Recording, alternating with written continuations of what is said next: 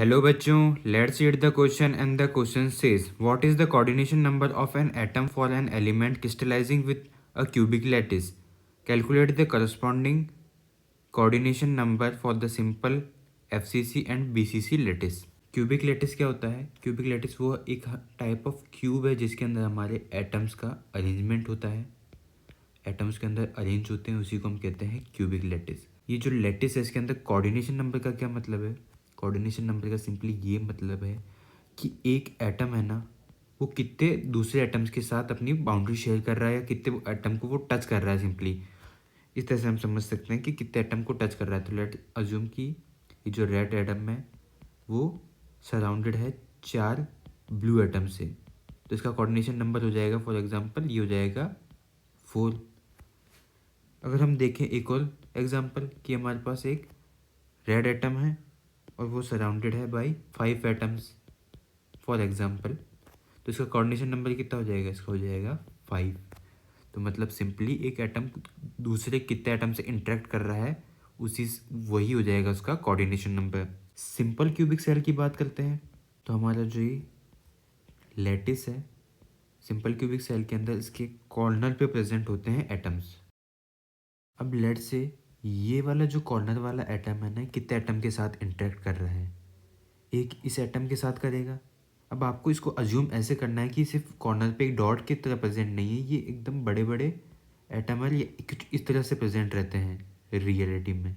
तो ये वाला एटम इस वाले एटम के साथ इंटरेक्ट करेगा, इसके साथ इंटरेक्ट करेगा और इसके साथ इंटरेक्ट करेगा। और जो लेटिस का दूसरा पार्ट होगा, इसके पीछे भी क्यूब्स प्रेजेंट होंगे, इसके साइड में भी क्यूब्स प्रेजेंट होंगे। तो यहाँ पे एक एटम होगा, यहाँ पे एक एटम होगा, इसके ऊपर की साइड में भी एक एटम होगा। तो टोटल ये 6 एटम के साथ एट अ टाइम इंटरेक्ट करता है। तो इसका कोऑर्डिनेशन नंबर हो जाएगा सिंपल क्यूबिक सेल के लिए, वो हो जाएगा हमारा 6। अब बात करते हैं बॉडी सेंटर्ड क्यूब के लिए। तो बॉडी सेंटर्ड क्यूब में क्या होता है कि हमारा लैटिस जो होता है उसके कॉर्नर्स पे एटम प्रेजेंट होंगे और एक एटम प्रेजेंट होगा इसके बॉडी सेंटर पे। तो बॉडी सेंटर वाला जो एटम है हमारा, वो कितने एटम के साथ इंटरेक्ट कर रहा है? ये जितने भी कॉर्नर्स पे एटम प्रेजेंट है ना, उन सभी के साथ ये इंटरेक्ट करेगा, ये टच करेगा उनके साथ। तो इसका कोऑर्डिनेशन नंबर हो जाएगा सिंपली 8, क्योंकि 8 कॉर्नर्स है हमारे पास। अब बात करते हैं फेस सेंटर्ड क्यूबिक के लिए। अब इसके अंदर समझिए कि हमारे पास ये हमारा लैटिस है,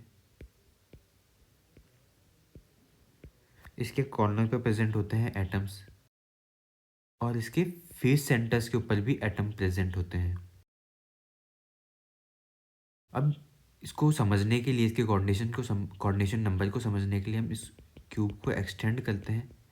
अब ये क्यूब होगा तो इसके पास एक और क्यूबिक लैटिस होगा, उसमें भी फेस सेंटर होंगे यहाँ पे और अदर एटम्स प्रेजेंट होंगे।